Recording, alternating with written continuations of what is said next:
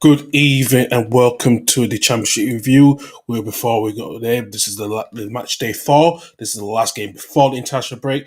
Thank you for all joining us. Please, before you do, please like and subscribe and hit the notification bell for any upcoming content as well. From now on, let's get on with the show.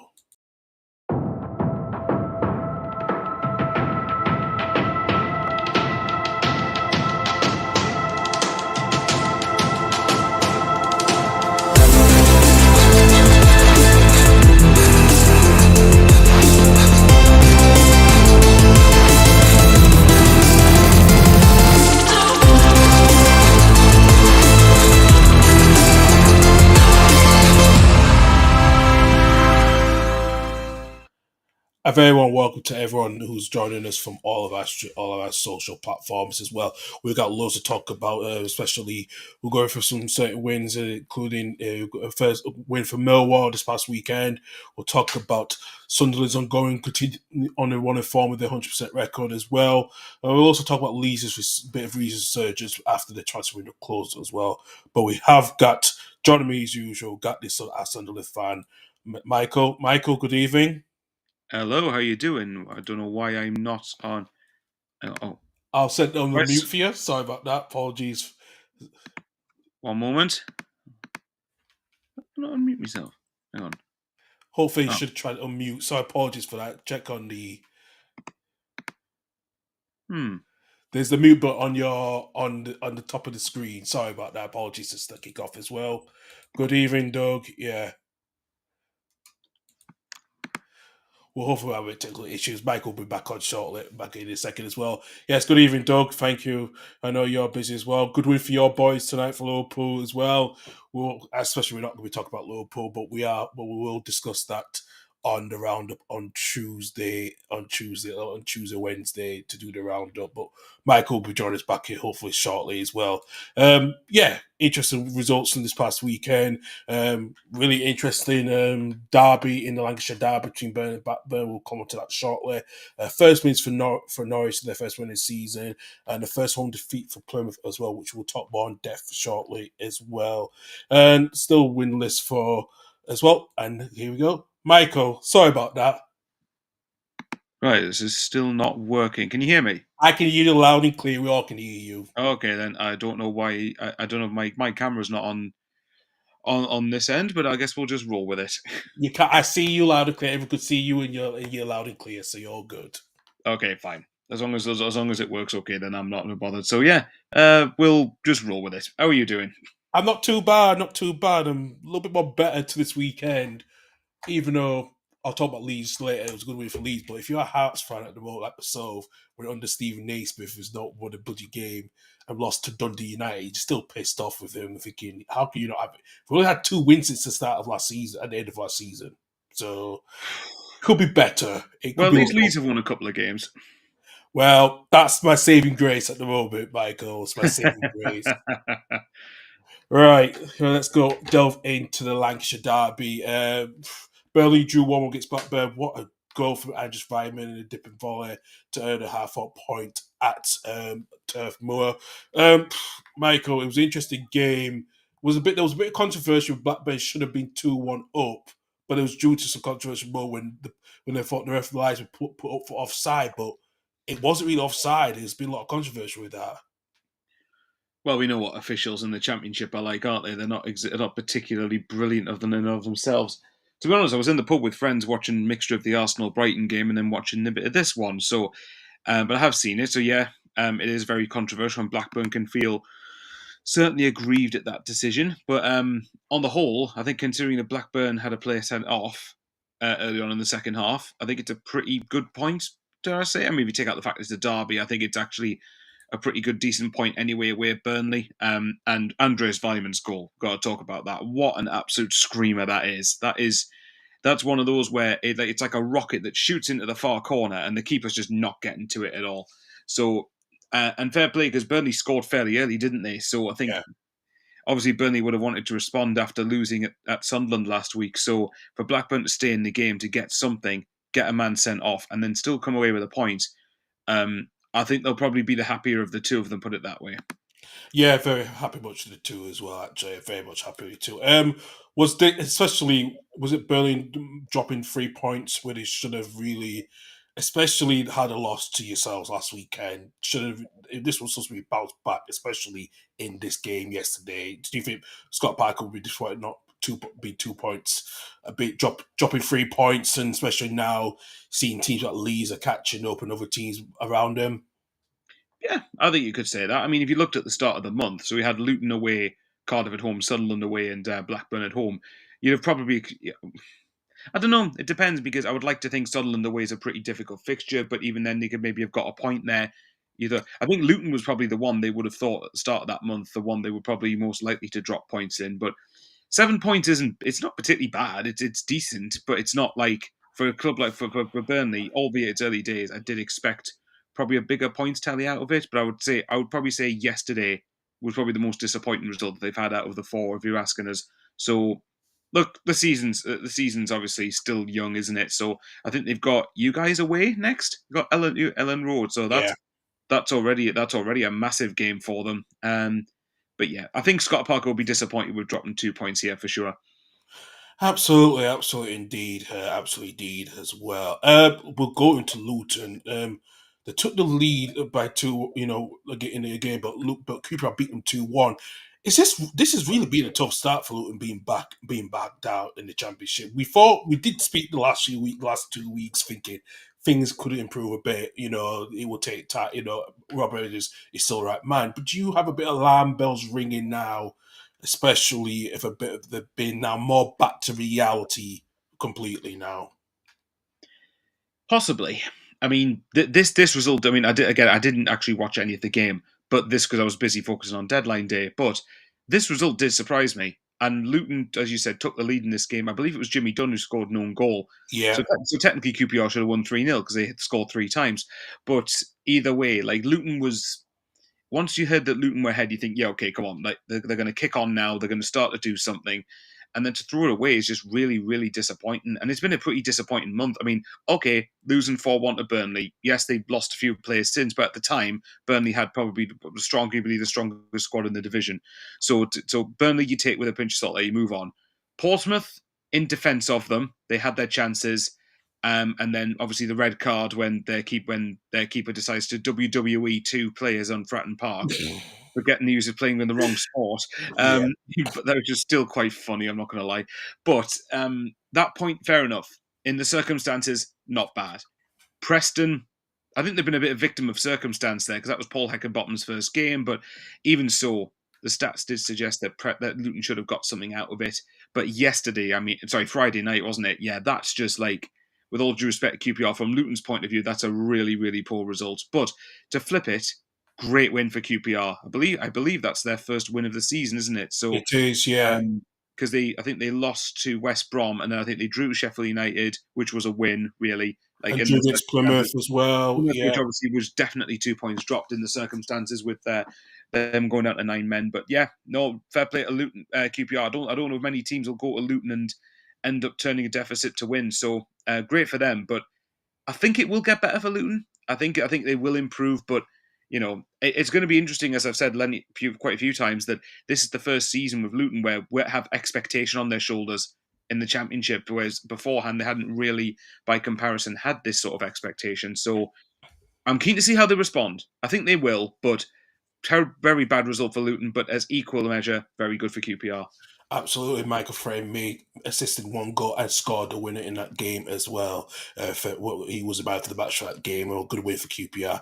Let's go to the Hawthorns and West Brom winning one against Swansea, but Swansea really played a lot better in the second half. Actually, to be quite honest, Michael, they had the but West Brom withhold that pressure quite well, but Swansea were playing some good, decent football in From what yesterday's game. Yeah, from what I see, they did. I mean, I watched a lot more of Swansea in the South Wales derby, and they were like should have killed Cardiff off within probably the first 50 minutes or so, really.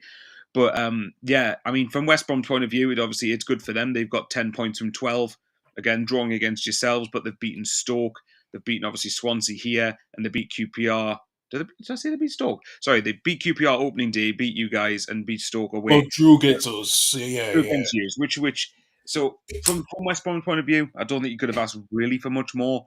But with Swansea, the way that they've been playing recently, I think they probably will be all right. I think they'll go from strength to strength as the season goes on once they start to get more into a rhythm. But coming away from the Hawthorns with a 1-0 defeat isn't the most terrible thing in the world, because a lot West Brom is a difficult place for teams to go to. Yeah, absolutely, absolutely as well. Especially how West Brom or the Cars Corporate we know they've had a good decent start. Like we talked about, they are challenging for the playoffs again. Can they really do it again to get to that? Well, I don't know what get to the top two, but that playoff, as we've talked about, is that their maximum target this season? Well, at the minute it's not because they're second, but obviously it's 4 games, isn't it? Yeah.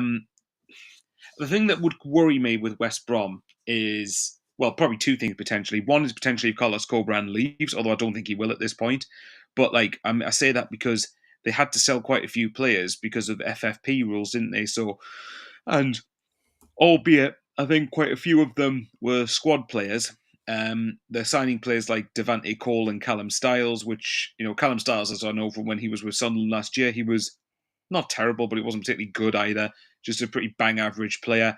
And then obviously Devante Cole replaced Thomas Asante, basically. So in terms of squad quality, it's a little bit of a step down. So the concern would be if, say, Josh Magic gets injured, then what have you got up front? But I do believe, but again, Carlos Corberán is probably their biggest asset, and quite a few people have said that. So I don't see any reason why they can't finish in the playoffs. There's no reason for me why they can't end up finishing there, but I guess it just all depends on luck with injuries and Corberán staying the full year, I think. Yeah, absolutely, absolutely. Let's go down to Portsmouth, whole part. Disappointing result for Plymouth. Sorry, not I was Portsmouth. going to say, Plymouth. no, hang on, that's not fair. Yeah, no, my I bad, my know, bad. I know they start with a P and end in an H, but come on, I they're not. know, I know, I know. Disappointed for Plymouth. They lost 1-0 to Stoke at home yesterday. Rooney suffered his first defeat. Stevie Schumacher coming back to his old den, really getting the 3 points. A good win for Stoke, especially last weekend. They had so much good chances to win. I think we went against West Brom last weekend, but they got the 3 points. And like I said, Plymouth are still struggling at a particular time. Yeah, well, obviously I completely forgot until I remembered when I saw the highlights that it was Steven Schumacher's return to home park upon leaving, which I think was just done about 9 months ago to go to Yeah, Stoke. So obviously that was going to dominate the headlines down there, down in Devon. But yeah, from Stoke's point of view, really, really good. And I think they've started with. I want to get this right. I think it's 2 wins and 2 defeats that they've started with. Plymouth. I mean, they've got what is it? Two draws, 2 losses at the moment, and I think it's not okay. I think Sheffield Wednesday away. That's good. That's pretty tricky for like clubs that are going to be down the bottom.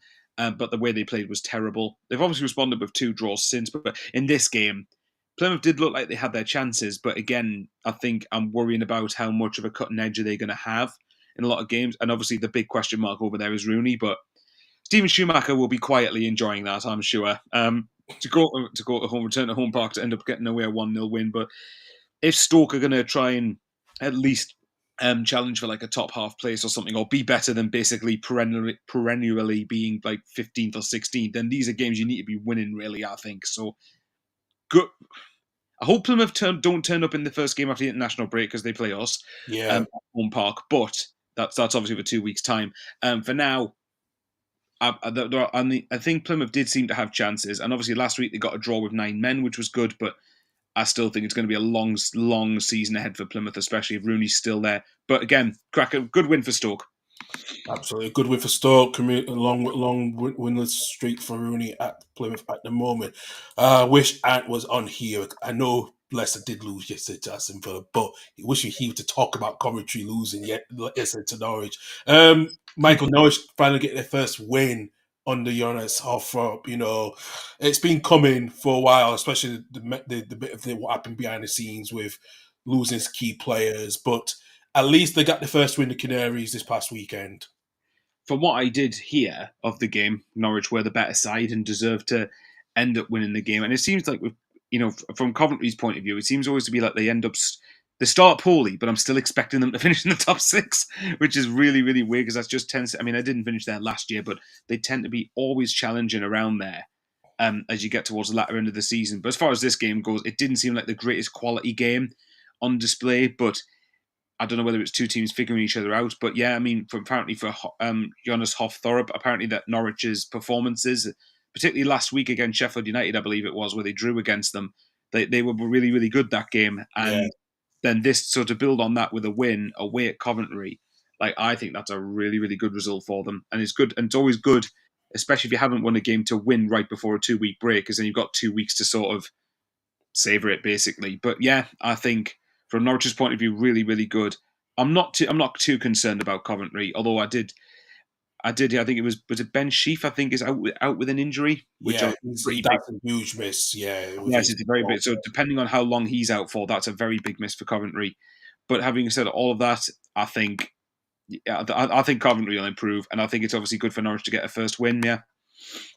Yeah, good win for the Canaries for their first win of the season.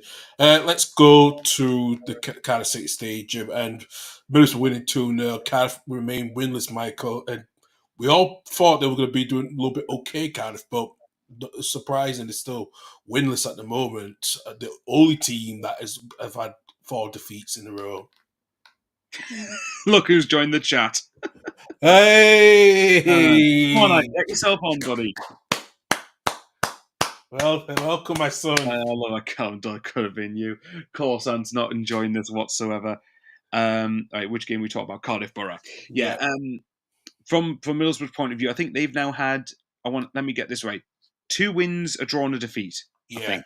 Yeah. So, and to be fair, the game that they lost against Derby, they pretty much battered for most of the game and had their bigger XG, bigger shots on target, off target. So, and another day they get at least a point out of that. So, I think it was really important for Borough to win this game, and I think it was important to sort of respond for, because I mean they got a point against Pompey at home last week, but that's a game that Borough fans would probably have hoped for a bit more and getting a win there.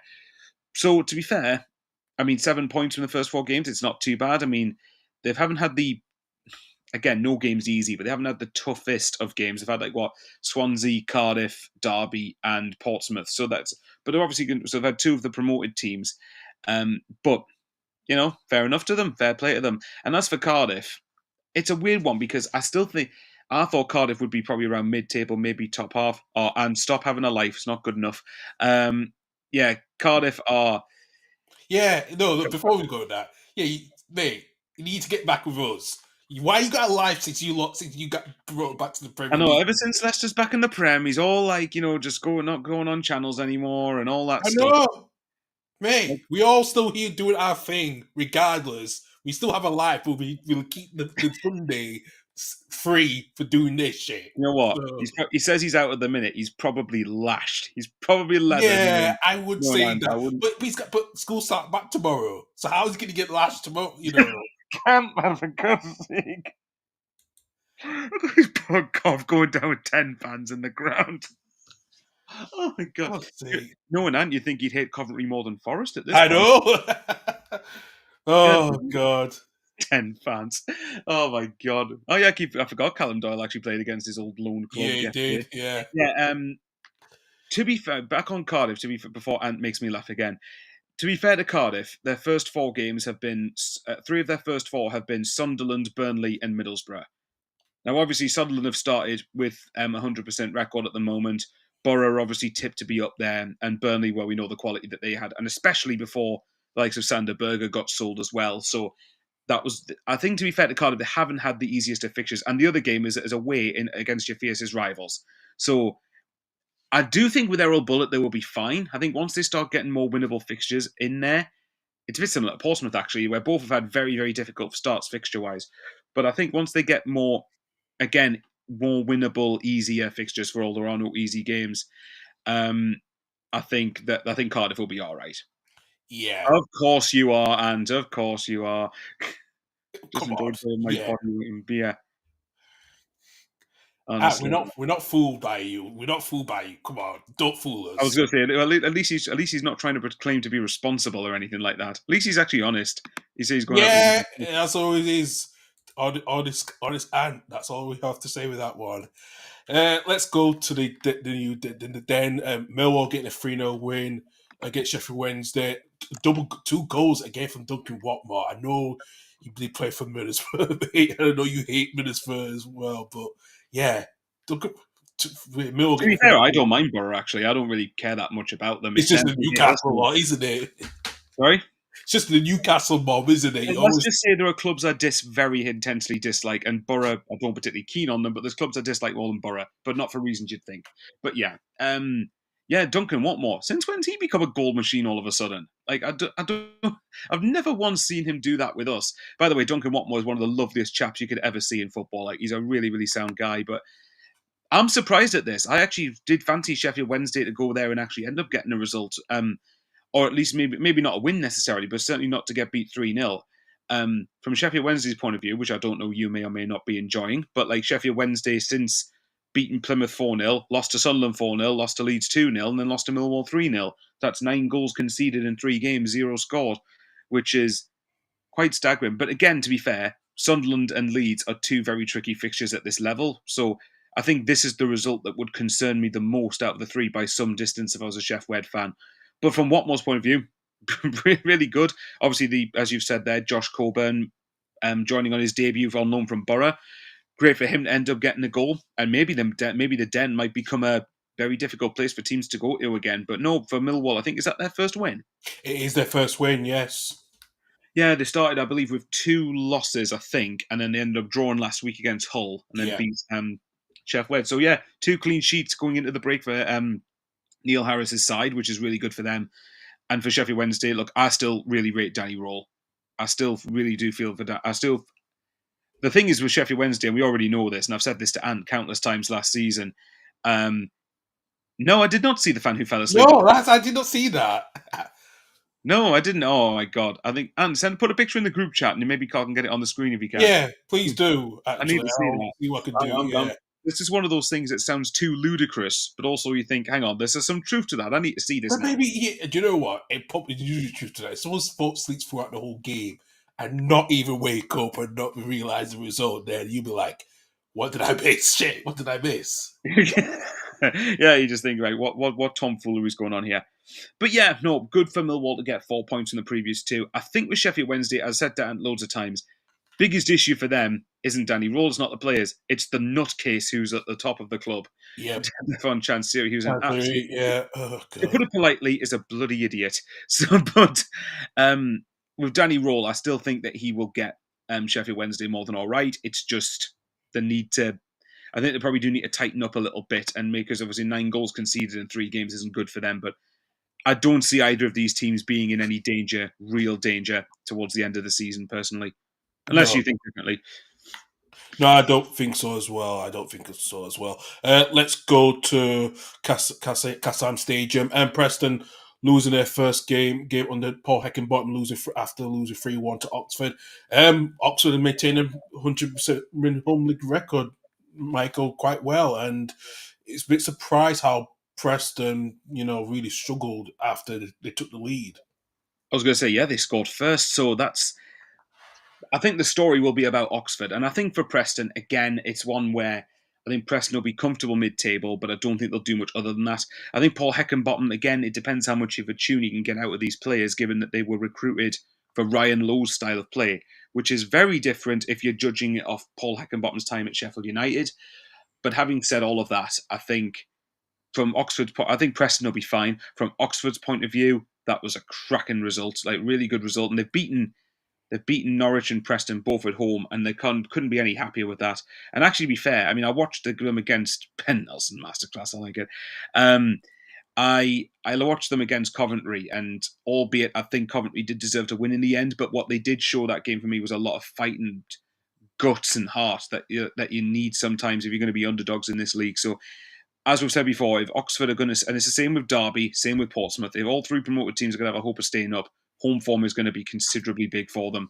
So from this point of view, from Oxford, very, very good. And actually, Oxford seem to be playing some decent stuff at the moment, and Mark Harris is in really good form. So if you have somebody up top who's in good form and you're winning your home games, why can't you stay up? They've got every chance of it. Absolutely, indeed, and Des Buckingham has done a really good job since he got the job between Sorry, last season. and put that in the chat.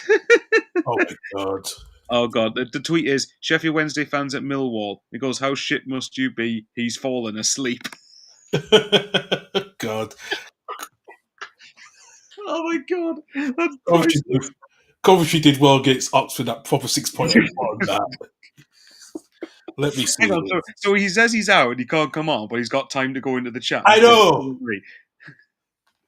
Listen, and what's I can going on, smell Tony? something. I smell a liar when someone's lying. I can smell bullshit when I they was going say to say, what things. is you got your bullshit detector out? Yeah, I can smell bullshit. So What was the or was it Will Smith when he sneezes and goes, "I'm sorry, I'm allergic to bullshit." bullshit. Yeah, that's the one. Yeah, that's the one in Iroh. But yeah, when he said That's such that, yeah, and such a shit house, isn't he? Honestly. he is man. But we love him. But he's a shit house to me, Oh man. yeah, you love him, but he can be a bastard. I know. I know. But yeah, no, great for Oxford though. Like really good. I think, if, like I said, all the promoted teams have any chance of staying up. Home games are huge, and they've got someone in form. There's his What? response. At least he's got a sense of humour. I know. I know. Mm. We would have had one Bristol City fan coming on, but somehow he's not come on tonight again. But Bristol City losing 3-0 Derby, man. I This just. surprised me. Like this was like because look, it's a type of Bristol City. The things I think Andy would probably agree. It's such a Bristol City thing. This like Yeah, they can put in some good. They can like beat Millwall in a 7 goal thriller. They can put in a good decent performance against Coventry.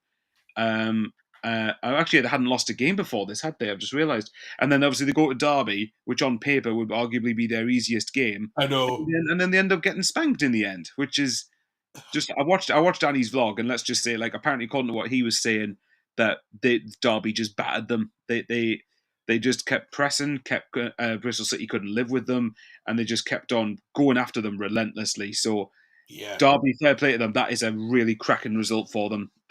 But from Bristol City's point of view, just what? I know. Was Annie at the game yesterday? Because I think he went Yes, yesterday. he was. He's got a blog on his channel.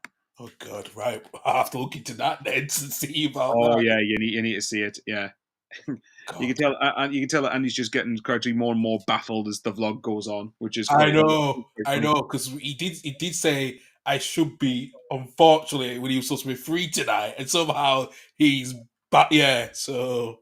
Oh, it should be free tonight. Bullshit detector at the I lair. know. Yeah. Oh yeah, it was his first week. Yeah, that's. Oh I think god, that would be his what a first. game to pick. I think that would be his first and last away game. It's one of those where you just go, right, that's it, I'm going to crack it. Let's go to every away game this season.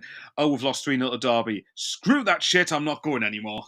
I'm saving my money. But if he wins the next two, he'd be like, right, when am I booking hotels for Wembley?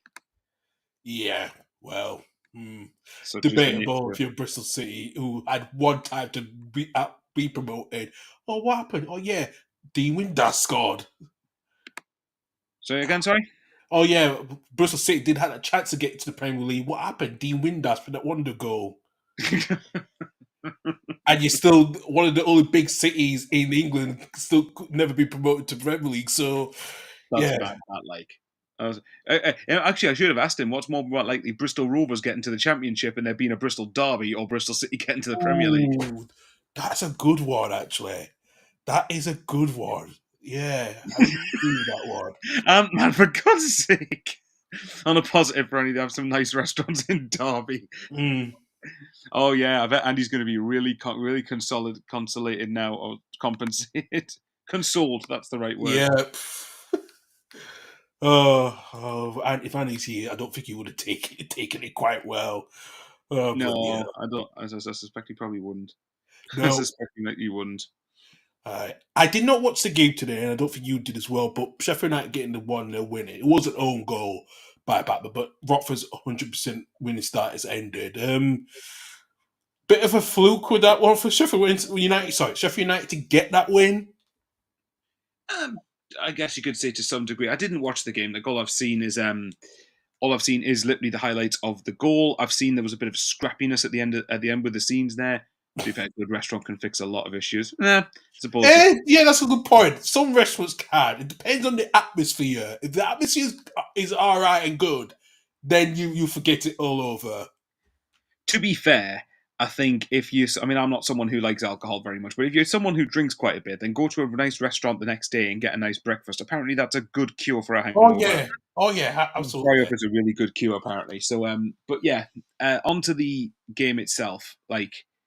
Uh, from Sheffield United's point of view, it's actually, I think we probably forget that for God's sake, Ant Man, for God's sake, What is Callum wrong? O'Hare stepping up well now. He's playing at a serious club. Oh my God! To be quite honest with you, he's got a fair point actually in that one. Yeah, I mean, okay, fair enough. He's going to a club this, but I think I'm more surprised that he went to a Championship club. I was expecting him to try and have a shot in the Premier League, but maybe it's just that less. I mean, I know and wanted, as you know, in the group chat, and really wanted Leicester to sign Callum O'Hare, not because he thought he might be good enough, but just for the fume it would cause Coventry, Confrontation, yeah, I know. which would have been quite amusing. I'm not going to lie, but yeah, from Sheffield United's point of view, I keep forgetting they started with -2 points, so that's 8 points they've got in their first four. The only major disappointment is that it should have been 10 with the QPR draw that they had a couple of weeks ago. Yeah, But if you look at it on the other ones, they've beaten Preston fairly comfortably. They've beaten Watford, who before they had won every game, and drew away at Norwich, which I think is a pretty good result on the grand scheme of things. So it's only really QPR that would definitely be one where they feel they've dropped points. I did see the own goal. It was a little bit comical. It's an element of comedy and misfortune.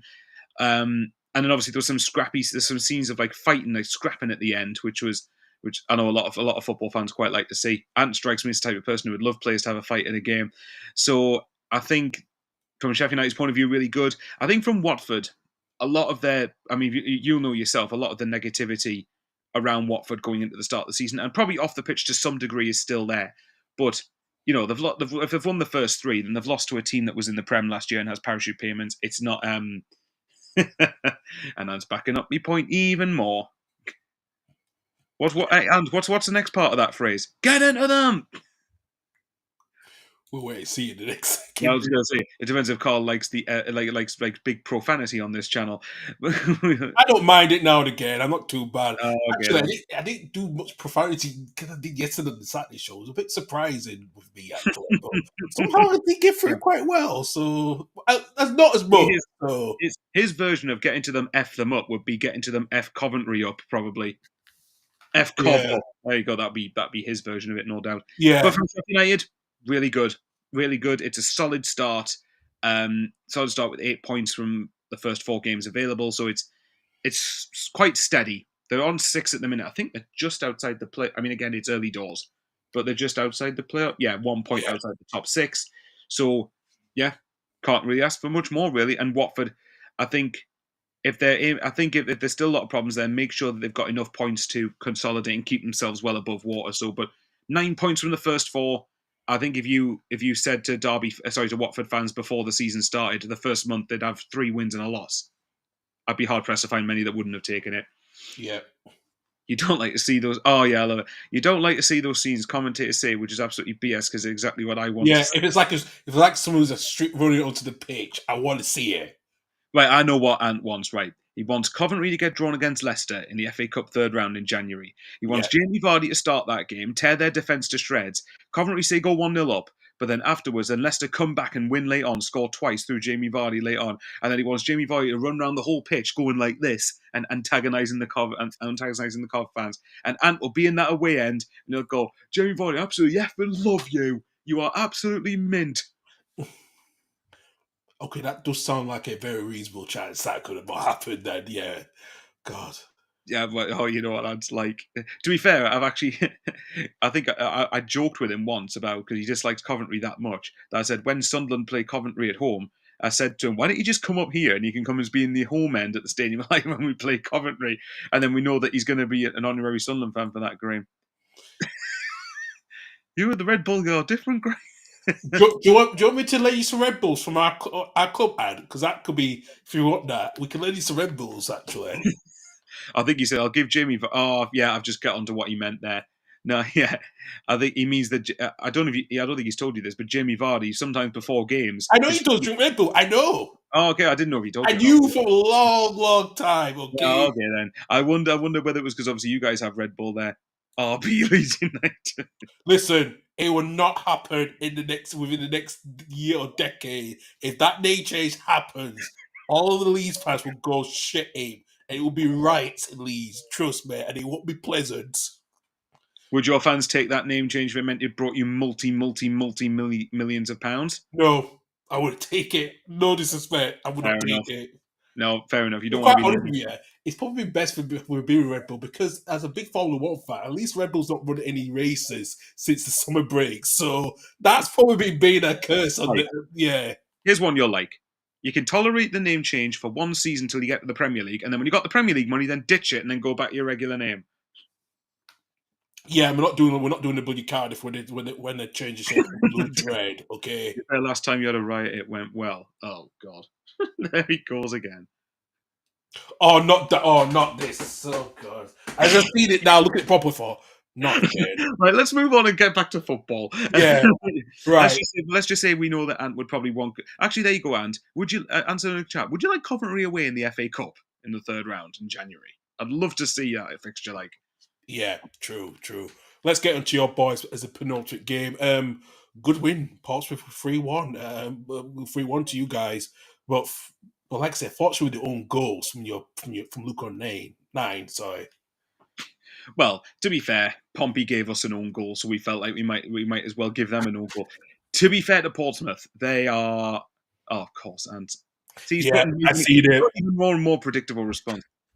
And says, "I'd rather Forest." Yeah, but and you're going to be playing Forest twice in the Premier League anyway, so like you might as well have Coventry. You might as well have the full lot while you're at it. Yeah, if you watch, I don't know if anyone who's seen the highlights of this game. Pompey, our first goal, it's comedically unfortunate for Portsmouth. To be fair, like from our point of view, it's quite hilarious, but from Pompey's point of view, it's actually it's really unfortunate actually. We basically get the ball down the right hand side. Ball comes into the box. Meenda takes a shot. It goes off the keeper back to one of their centre backs. He tries to clear it, like when he tries to full on clear it, and it whacks off Jordan Williams and goes into the back of the net.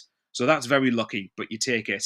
Um, First 15 minutes, I didn't think Sunderland were particularly great. I felt like we couldn't get into a rhythm. Our retention of the ball wasn't as good as I would personally have liked it to be. But once we started to get settled, we were the better side. We were in comfortable cruise control, really, without being too great. But then second half, our pressing game was much better. I felt like actually our second goal was pretty hilarious as well in some senses because Yeah. Eliza Meenda, the striker who scored twice against Sheffield Wednesday, he's about to score from like 6 yards out. It's trickling towards the line. Alan Brown, who's on his arse on the ground, then sticks a leg out and then just rolls it into the net to make sure it goes in. So I felt a bit for Meenda. I'm like, yeah. So fair play to Alan Brown. I don't know what he's doing on the ground after being, or what wrestling's going on the ground, but he Mm. stole a striker's goal. But nevertheless, Alan Brown, I think, was immense with his experience. Yeah, to fair play, and yeah, I think we did have we had enough bad luck last season, so it's about time we get things going our way. And then from there, Pompey just wouldn't say crumbled. That's not the right word for them, but we were good. Once we got into the stride in the second half, we were really good. And obviously, I think I remember hearing during the game, if we had kept a clean sheet yesterday, I think that would have been a new EFL record, apparently, where no team has ever won their first 4 games in the league while not conceding a goal. Yeah. Which, but to be fair, I'm not too bothered about that. Like, we've won our first 4 games, which is mental, really, when you think about it. It's like, if you'd have said to me before we played Cardiff on the 10th of August when the season started, you're going to win your first 4 league games, I'll be wondering, have you drank too much Red Bull? Or have you drank something that just makes your brain go cuckoo or something? Because I wouldn't have believed it. But, fair play. We scored. And it's weird because a lot of the worry was about when Jack Clark has gone, and obviously deadline day is finished now. But that was the concern originally. But then you actually look at it, he was only involved in 2 of the goals we've scored, and we scored 10 goals in 4 games. So it's a long way to go. But look, I'm not gonna lie, I'm not gonna pretend I'm not enjoying it. Uh, Mm. and I'll say I hope so, but it's way too early to be calling anything like that. But I hope so. It'd be nice to. I'd even bloody take second. Give us. There's still a part of me that's expecting something to go wrong, and I'd take playoffs. But yeah, the more points you get on the board, the bigger confidence grows. And to be fair to Portsmouth, as I said with Cardiff, their start has been, and I've seen that their first 7 fixtures, as we said, was a nightmare. When you Yeah. got Leeds at Ellen Road, one of the hardest games in the league. Luton, who've come down from the Prem, albeit they went down to 10 men. Middlesbrough away, tough game. I'd like to think people are starting to see Sunderland as a tough game now. And I believe their next three, I think it's West Brom at home, then Burnley away, Sheffield United at home. Like, you've got all three relegated clubs, Leeds, Middlesbrough, West Brom, and Sunderland, all in those first 7 games. So to be fair to Portsmouth, to have only lost one of the first 4, albeit they weren't good yesterday, but to have lost one of the first 4, I don't think that's too bad, really. Those No. aren't the games, if they're going to stay up, which I do think they will. I think Fratton Park will actually be a really good place for Pompey this year. And I was quite concerned going into the game because of that, because I felt Fratton Park, it's one of those, as you might have known yourself, it's an atmosphere where the fans get on top of you. It's a tight pitch. Not Yeah. quite as tight as what, say, Luton's is, but it's a tight pitch and it's quite difficult to end up playing your normal game. But I think I think for us, that's a really impressive 3 points. But I think for Portsmouth, when they get games against the likes of your Plymouths or your Derbys or your Oxfords, games like that are the ones you need to be winning if you're wanting to end up staying up. But fair play. And also, I just want to talk about, and also just Chris Rigg. Like, he is just freak. He's a freak in a good way. He's not human. I don't know what species he is, but he is not human. He's no way he could be human and be that good at 17 years old. Like, No. if you look at the fee you lot got for Archie Gray last summer, if we can get Rigg tied down to a longer term contract next summer, if we don't go up, I'd be wanting to get a similar fee you got for Archie Gray. And I mean that Chris Rigg is that good. He will play for England in the near future. He's got the tenacity, he's got the quality, he's got the vision. Obviously we need to manage his minutes to make sure he doesn't get burnt out later on in the season, because that is a big thing. But so far, really, really good. And what's great as well is, and you might agree with this, the sale of Jack Clark, I think, providing this continues, could be one of the best things weirdly that's happened, because what it does is it enables us to force us to play more as a team and play more as teams that are now going to have to figure out how to stop Sunderland, not just stop Jack Clark. Yeah. As No, great, yeah, I agree completely. I think yeah, we'll see more as a team than it is. Oh, what is? yeah. It's great. It's obviously great to have had. I'd agree. I love how he's put Coventry in there, Plymouth, Derby, Cov, etc. We'll see. Plymouth, yeah, like I said, the games against Plymouth, the other promoted side, sorry, that they're going to define it for Portsmouth. But from our perspective, I think the fact we are now playing more as a team and less reliant on Jack Clark. Look, I didn't want to lose Jack Clark, as everyone No. knows. He was a really good player, but in a way, it's now mean we have no choice but to adapt and to change the way what we end up doing. And Romain Mundle, his replacement, scored 2 in 2 since Clark's been sold. So really, he can't do much wrong. And I think the more he plays, the better he will get in terms of ironing out the raw parts of his game. So yeah, look, 4 wins from 4. I'm going to enjoy it. I've personally had a shite 2024, so I think I deserve something to be happy about. Whether Yeah, we're still there come the next international break remains to be seen. But for now, you take it really. you do, you do. So I've just messaged someone quickly, and that No, was it. that's fine. Well, all I'll say is, yeah, look, there's a long, long way to go yet.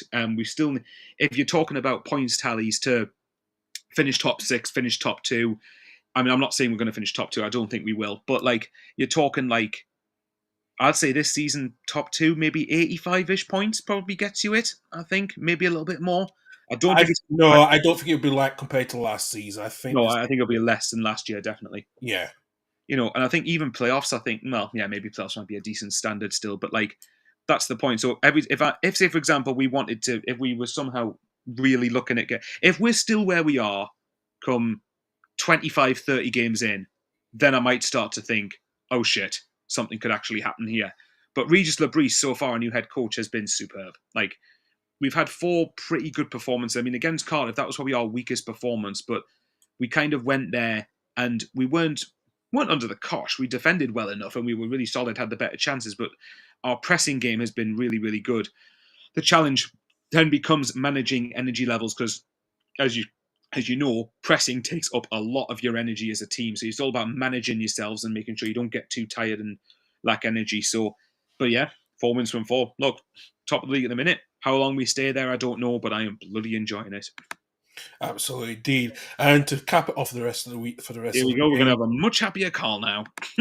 Yes, I'm a lot more happy for Carl after Leeds making it from 2 wins from two after Mateo just get his first goal for the season, and also Joe Pro scored the second goal in the game. I have to say, Michael, it was a bit more better performance. I think Mano Solomon, I think that depth we needed on that left hand side was very neat. I think he plays more of a bit of a number 10 role or in a way, but he looked good this weekend and to provide that assist for Mateus Joseph for the first goal. Danny Farke seems, I think there's been a lot more calmness now after the summer we've had, and to get some players like Ao Tanaka coming in, and also got one of the left backs from the Swiss league as well, from St. Gallen. So it's slowly building a little bit. The one player we did get is Ronald Sali, who was the Hungarian striker who scored in Euros against Scotland. But it looked a bit better this weekend from Leeds to get this performance over and done with before the international break. Well, then you're on 8 points now, aren't you? So if you want to look at if you are looking at the table, then you're 2 points off second. But again, as we say, there's 42 games to play. There's still a lot of the ball to be kicked. I dare say, I think in terms of fixtures, you've had a pretty good start. I think obviously the disappointment one is Pompey, but as you know, when you play against a promoted team, especially on the first game, you never know. It's just hey, we have got Annie joining us. Hello, Annie. It's what time you joined us. He's just thinking I was determined not to get on here and try and talk about Bristol Yeah, City. And he's you so can't determined he's hear on you. mute. Yeah, he's on mute. Well, while he's doing that quickly, like Leeds, I think the disappointing result for you was Pompey. Like Pompey at home is one, but obviously to be fair, if you look at it, one of their goals was a pen. You had the chances to win that game. For Callum Lang's second goal, I think it is. It's a stunning strike that doesn't go in more, goes in, misses, and doesn't go in a lot more often than it doesn't go in. Oh, poor Annie. Anne's gone. Did you enjoy Derby? Well, we'll keep it up for when it comes back. Oh, Let's back up. absolutely, absolutely. We'll continue about Leeds. Yeah, but you say about Leeds Yeah, anyway. sorry. But yeah. Well, let me ask you this then. I mean, 8 points is solid enough, but do you think it would have looked a lot better had you say beaten Portsmouth and then West Brom was the only game where you dropped points, where you say if you still drew there? Yes, I would say pretty much in a way because we did not expect how Pompey was going to play against, but there was huge expectations against us of the players that were still there, such as Rutter. Yeah. Yeah, but I think that changed a little bit, and it did divide, what was going on. But I think now I think the players were, You should settle now the window's over, I think. yeah, a lot more settled, lot more settled anyway. Well, a lot more settled. Yeah. Annie, can we hear you now? Hello, can you hear me? Yes. Yes. There we go. Thank you. Thank God for that. I think it might have been a good thing if you didn't hear me, to be honest. Kept I know, because Anthony has been, yes, from his comments, he's Anthony's been, been keeping us quite entertained in the chat. I'm not yeah, Has gonna he? lie. Oh, great. Well, basically, he keeps it. Basically, as you expect, like half of the usual shit with Ant, it's basically like Coventry are in a relegation battle, or Portsmouth need to win their games against Coventry, Plymouth, Derby, Oxford, and stuff like that to stay up. I'm like, of course, he's put Coventry in that bracket. yeah, he Oh, did. and also, we had the typical Coventry lost yesterday with their 10 fans in the ground comment. So Yeah, Typical Ant. Typical Ant. It's not a show he without did leave this for you actually. On a positive note, there was some nice restaurants in Derby. him. You know what makes that even worse? Pride Park is in the middle of nowhere. Pride Park is nowhere near the actual Derby city centre, so that makes it absolutely hopeless. My part. If you want me to give you another positive, Annie, it was a good Not vlog you really. put out. I watched it earlier. It was a good what? Vlog you put out on your Oh, channel. I thank watched it you. earlier Thank you before very coming much, on. mate. Yeah, great vlog. I love the fact that people want to watch my misery. I love it. It's so great. I'll watch it after we've done this stream. I was probably laugh to myself thinking, but yeah. To be Go on, fair, Annie. I'm not that angry on the vlog. I've been angrier, to put it. To be fair, you weren't. Like you kind of. I think I said to Carl, you kind of looked more baffled at what was happening in front of you. Did I Yeah. say more baffled than angry? I was probably a little bit. What are the 5 stages of grief? I was in the acceptance. I was in the acceptance region. I was in the acceptance region of it. So, Annie Harris, what's your fight? What's kicking off your grief here? Well, Derby battered Bristol City, you see, in the Sky Bet Championship. No, Yeah. what are the 5 stages of grief? Because then I'll probably have gone through them. Hold on. Isn't You denial talk, I'll the look it first up. one? Denial's the first one. Yeah. Yeah, denial. Half time, I was like, "We're gonna win this. It's fine." That was. I definitely said that to my mate. 100% said that to my mate. 5 Right. stages of denial. Let me get these 5 stages of grief then. Hold on, because I want to look at these. Well, while you're doing that, do you know, like, it's, you know what Annie reminded me of there? Like when he says to a mate at half time, you're going to win this, and then you have the SpongeBob SquarePants time card a few moments later. Yeah, right. I've got here. So denial, which is fair. Anger. Yeah, anger was definitely one of them. Depression would have been another one. Raging. Bargaining. Yeah, but bargaining. depression acceptance. and acceptance. Acceptance was the final one, 100%. Angry was definitely, yeah. Well, put it this way, Annie. Destructive. I said to Carl earlier that it seemed to me like, and I think you probably agree with this, it seems to me like a typical Bristol City thing to do, where you go to a club that's been in League One, just come up, and then you think, right, we're going to win this, and then you end up getting beat. After absolutely battering the 3 teams you've played this already, like 3 good teams we've played this season, or pretty decent teams, you go away to Derby. Sorry, I won't ramble on too long. We go away to Derby. You've just been promoted. They've had a relatively poor start as well. You know, their fans are calling for Paul Wonstead. Whatnot, there's pressure on him. And the way we just absolutely capitulated. What are we doing? Yeah, anyway, maddening. I love it. He's just too angry. He's just too. You see, he seems to be more angry now than what he was actually when he was on his own vlog. So now I think it's like thinking of the game is just bringing up all his angry emotions again. What was the emotions? What was on the emotions when you went back when you went back home? Oh, I would have felt for you there. That would have been a trek and a half. That's something I was going to ask. Yeah, we got caught on the motorway. That did not help. It took a while to get out of Derby. Of course, it takes long to get out of Derby, especially if you lost that. It takes longer to get out of Derby. On the coach back, we went through like a main street full of Derby fans. Saw the massive Bristol City sticker on the coach, and just all I could see was just Derby fans like just hurling abuse. I'm pretty sure one of them had a Jason Knight like shirt held up after the game. And it's just like, oh, for fuck's you think sake, you're going, oh, piss off. That's the last thing I need to be seeing right now. God, it's just an absolutely piss take. If I know that it was going to make you feel any better, but I've seen Sunderland lose 4-0, 5-1 and 6-0 in League One. Although I wasn't there for 2 of them. I was there for the Bolton 6-0 game, which is on Johnson's final game. Actually, funny enough, I wasn't thinking of that. Streaky Bacon. He was in charge. He was in charge of all 3 of those defeats. Funnily enough, it's almost like Lee Johnson goes, "Let's attack. Lee, you've got to do the other side of the game." Oh fuck! I didn't realise that. Oh no. I love Lee Johnson, but yeah. I'm not against the bloke, but he wasn't. Listen, he's not loved on the Hibs side of Edinburgh. I can tell you that one. No, he's definitely not. Well, actually, hang on. Yeah, well, you'll know this then. Is he loved on the Hearts side of Edinburgh? Pretty much, yeah. I think it is, yeah.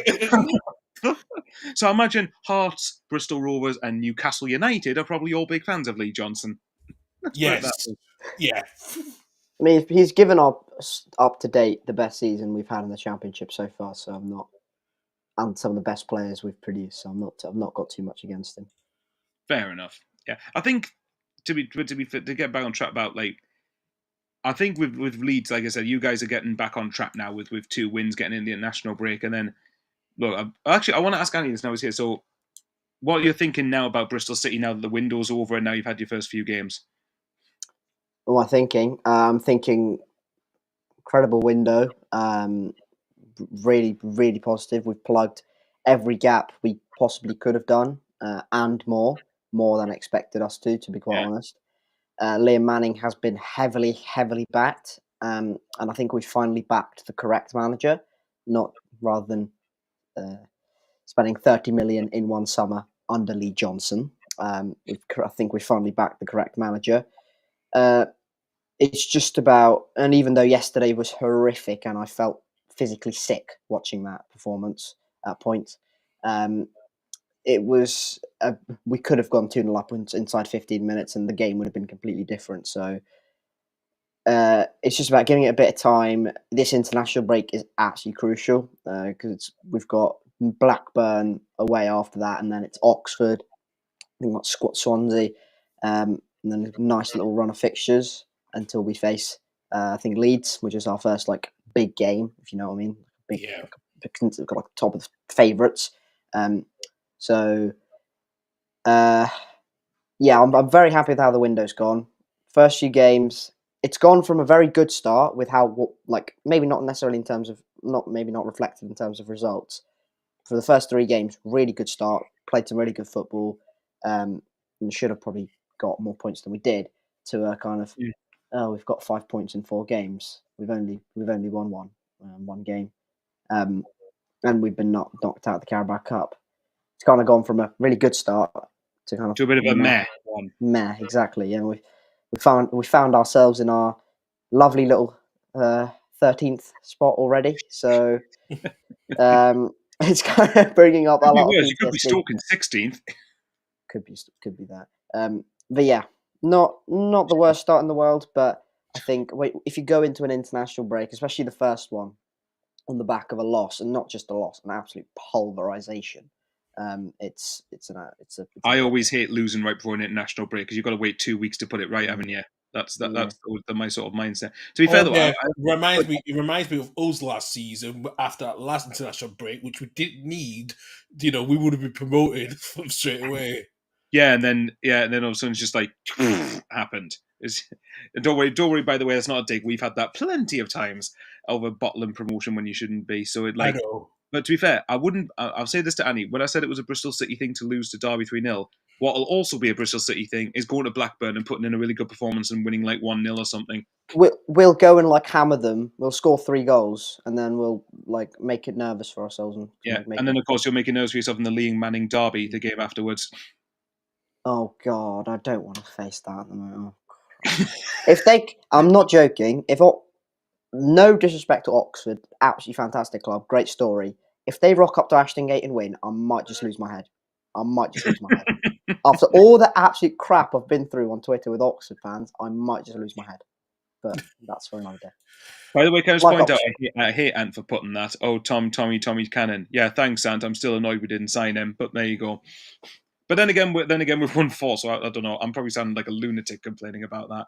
Oh yeah, what about Sunderland, Michael? 4 in a row. And my Portsmouth mate was telling me that he looked like a side that's going to finish in the top 6. It's a weird. Well, okay, I'll try and keep this short because Carl won't want me to talk for 5 minutes again. But I think it's a weird one because I said to him the first early doors our ball retention wasn't great. We were a little bit sloppy on the ball. Once we started to no disrespect, always follows by something not very respectful. No disrespect to Ant, but you're probably right. So yeah, no. As we grew into the game, once we got into our rhythm, we were very, very good. We weren't as good as what we were last week against Burnley when I thought we were fantastic. That was our best performance of the season. But I think once we got into our rhythm, we were great. Chris Rigg is great. He's not, I've said to Carl, he's not human at 17 years old. He's got to be some sort of foreign species that's well advanced and evolved beyond human species because I don't know how he's that good at 17 years old. I said to Carl that if we can get him tied down onto a longer contract, I think the fee Leeds got for Archie Gray, we should be getting something similar for Chris Rigg. And I'm not exaggerating. He is that good. Bellingham's improving. Romain Mundle scored 2 in 2 games, which is Clark's replacement, effectively. And I was saying to Carl, I'll see what you think. I think the fact we've sold Jack Clark, as good as it is to lose a player of his quality, it means we have to adapt and force a different way of playing. And we're playing more as a team now. We're not playing as someone who, pass to Clark. Pass to Clark again. Oh, he scored. Pass to him again. And once teams figured that out, we didn't have an answer to respond to that. So, look, there's obviously going to be. We're the only team in the EFL left now, I think, that's got a 100% record, which isn't going to last much longer. We are going to drop points at some stage. But, yeah, if you can't, you guys know it, when things are going well, if you can't enjoy those moments, then what the fuck are you following football for? Yeah. So, but yeah, no, so far we look pretty good. And I did also say to Carl, bear in mind, Portsmouth's start's been very tricky. Like, it's had, when I said before you had Leeds,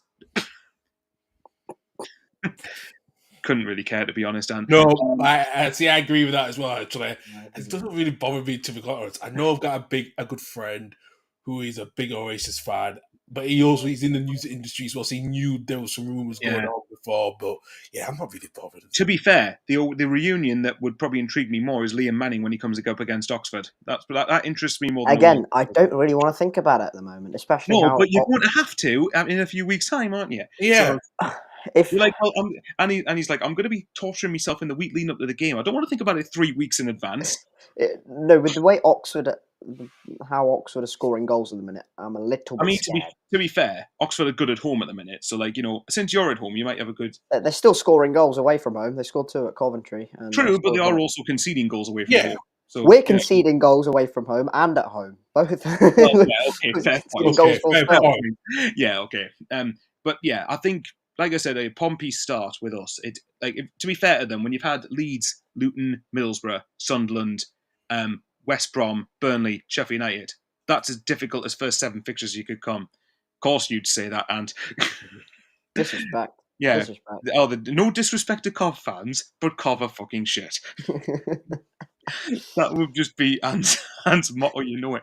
So yeah, Pompey. I think I've said before, Pompey will be fine. I think if they beat the teams that they need to, as Ant would say, like Cov apparently, but being serious, like Plymouth, Derby, Oxford, stuff like that, beat them teams, they'll be fine. For us, it's a long way to go. There's still 42 games. I said the last thing I'll say on it, as I mentioned to Carl before, if we're still there come 25, 30 games, then I might start to take it more seriously. But we'll see. If keep it up. I'll enjoy it for now, but we'll see. It's a long season. Yeah, absolutely. Before that, much disrespect to all the Coventry fans. Jesus Christ. Oh, shit. Oh, God. Do you know it's like? Instead of Ant's Leicester fan channel, it's Ant's Coventry hate channel. Yeah, that's what it's turning into now. Absolutely. He's just gonna be the sneaky little bastard who goes into Coventry home games and just goes, "Oh my God, we are absolutely shit. We're just inferior to Leicester City on every way, shape, or form. Callum Doyle schooled us. It could have been us with the title." Oh my God. Oh God, I wonder what I'm laughing. Oh God. Yeah. You gotta laugh, haven't you? I think humour might be the only way I can recover from yesterday. I'll ask you both a question if we're still right. What do you both think of your? Well, I've kind of asked Annie this. What do you think of your team's respective transfer windows now it's concluded? Good question. I would say it was a bit of disaster. It was unknowns. Then a bit of disaster of who are being reactive. Then we became a bit more proactive towards week, but a little bit underwhelming of the players that we should have signed, especially Harmer from Sheffield United, which we did bid for him, but Chris Wilder crying again, and he rejected it. But we should have got a striker because we need something, because Bradford lost legs gone. So, but I'm kind of satisfied, but a little bit underwhelmed, I would say. What rating would you give it out of 10 if you had to give it a rating? Probably as of right now, obviously. I'd probably say 6.5 at the moment. Annie, what about yours? Rating out of 10 if you had to grade it. So I can't say 10 because these, for all I know, these like 5 of these players could get injured and we just have the same score. That's why I say, as of this moment, right now, subject to change. What would you give it out of? Probably a 9. We literally could not have done anything more. We've spent a hell of a lot of money. We've backed Manning. Hopefully not into any FFP problems. And I genuinely would put our hat in the ring in terms of best championship transfer windows with all the context surrounding us as well. So, I'm very, very, very satisfied. And with a couple of days of the window to go, when we hadn't signed Luke McNally and or Marcus McGuane, I would have still said, probably a 8 or a 9. But signing another centre back to just bolster those options there even more, just magnificent window. The thing that impressed me a lot is that you managed to, because I think Tommy Conway obviously fell out a lot with Liam Manning, I believe. Correct me if I'm wrong there. Yeah. But either way, you managed to get a good fee for him, considering he was in the last year of his deal. And obviously, the one I noticed was obviously Scott Twine coming back permanently, which is it $5 million you paid for him, or is that fee exaggerated? No, I think it's 3.2 million initially with add-ons, which I think Burnley wanted 5 million up front, which we were never going to pay, obviously. So, I think that's just kind of. I think we're going to pay 5 million eventually, but just not right now. Yeah, okay. No, that's still pretty good, to be fair. I think from my own perspective and my point of view, I think this is a weird one because it's going to sound mental me being not giving it a great window when we're sitting top at the moment. My biggest disappointment is yet again we didn't get someone up front who is a little bit more known for this league. As of someone I've kept repeatedly saying, Tom Cannon, and obviously it came out last Monday that we had put a permanent. Oh, that's just nuts! Like, do you know what, like, Birmingham, I'll tell you what, like, you know when people say you want your club to be ambitious, there's ambition, then there's lunacy. Like, don't get me wrong, it's not about Jay Stansfield, because Jay Stansfield in League One, if he's anywhere near the level he was last year, should be banging probably 20, 30 goals in that league, if we're being serious. But the problem Birmingham are going to have there is if they don't go up, they are screwed. Like, they are really, really, I mean, and I'm not necessarily in terms of like finances with their owner. I mean, like FFP. I don't know how different it is in League One, but my God, they have to get promoted straight back. Was it 15 million rising to 20, I believe, which was just utterly insane. So, no, from my perspective, I think our window, I would say a 6. I think. King. Oh yeah, I think he's talking to. I think I'm talking to you there. But you lose King. No, do you know what? If we had signed someone, if say we'd loaned in Tom Cannon, and I don't know whether he would have come up here because he might have not wanted to leave the Midlands or close to Merseyside. I'm very disappointed we weren't in that conversation for Tom Cannon because with the greatest of respect to Stoke, so I'm saying it in a different way to no disrespect. If Stoke could get him, we should have had every chance of getting him, unless it was a location thing, in which case you can't blame the club. I think Chris Meffam from Bournemouth seems a really promising centre-back. Apparently, he's really top draw for this level. I think there was another couple. Ian Poveda, again, if he stays fit, he looked pretty decent coming off the bench yesterday. Alan Brown, I really rate as a signing for this level. There's a couple of ones. And obviously, a couple of loans from abroad. You got Samedi, I think it is, from Lens. Funny enough, from Will Still, who turned us down to go to Lens because European football needs out of Europe already. Haha, lol. Anyway, Samedi, I think, played every Champions League game for Lens apparently last year, so that's obviously got to be something encouraging. Alexic, this young midfielder from abroad, there's something in there. I think I would have given it a solid 8 out of 10 had we signed someone up top who could have scored. And obviously the big thing is, to be fair, only losing Jack Clark, which I expected to happen anyway, although I do think the fee is below what we should have got. But we might make up the rest of it in terms of add-ons. I'd say if you lost Clark, if you told me you lose Clark, but you keep Dan Neil, you keep Dan Ballard, you keep Anthony Patterson, you keep Trey Hume, you keep Joe Bellingham, you tie Chris Rigg, one of the hottest prospects when elite level clubs wanted him, down to a new deal. I think I would have taken that. I would have definitely taken only losing Clark. And I'm not going to say Clark's not going to be a miss because he is. But I think if we're playing as a team now, it's amazing, as you know, Annie, what a competent head coach can do to you and not Michael Beale or Mike Dodds. So that's something that I think would actually really... And says he didn't want to relocate. He's still living in Leicestershire. If it's a location thing, then fair enough. I'm not going to blame the club for that.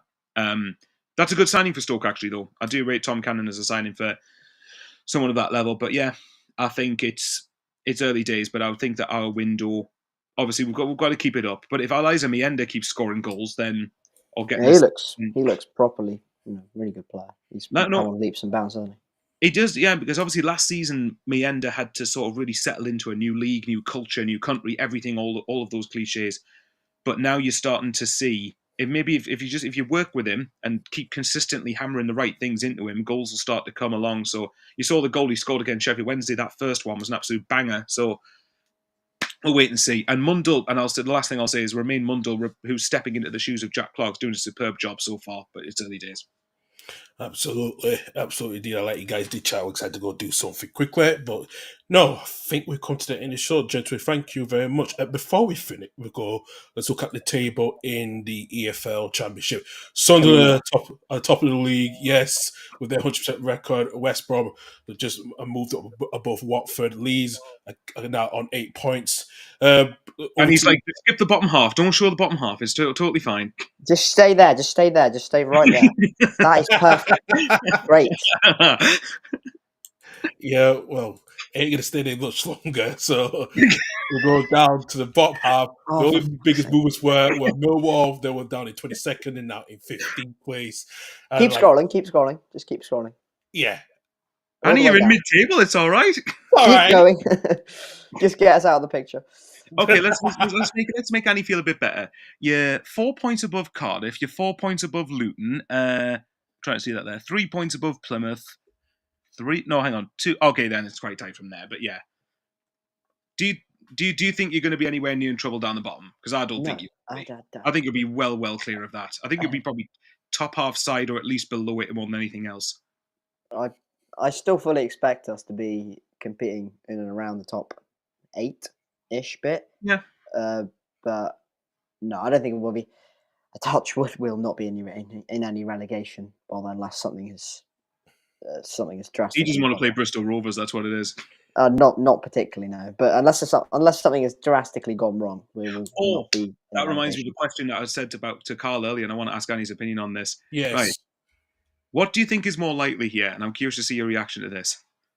Bristol City getting promoted to the Premier League or Bristol Rovers getting promoted to the Championship? What's more likely at the moment?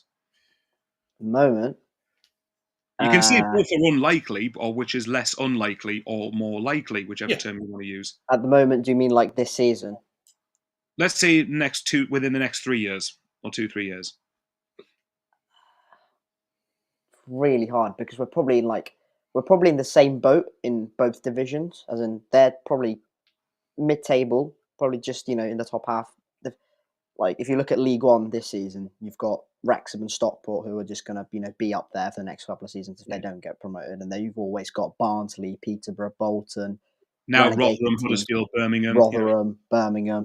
Whoever comes down from the Championship will be up there in League One. It's a kind of similar problem in the Championship. Whoever comes down from the Premier League will always be like in around the top 6, if not in the top 2. Yeah. It's really difficult. It's really difficult for both teams. I'd probably say us, just. But they have made some decent signings and they've started quite well. And I like Matt Taylor, to be honest. Yeah, they've got a decent manager at League One level, to be fair, haven't they? Don't say that to any City fans watching this.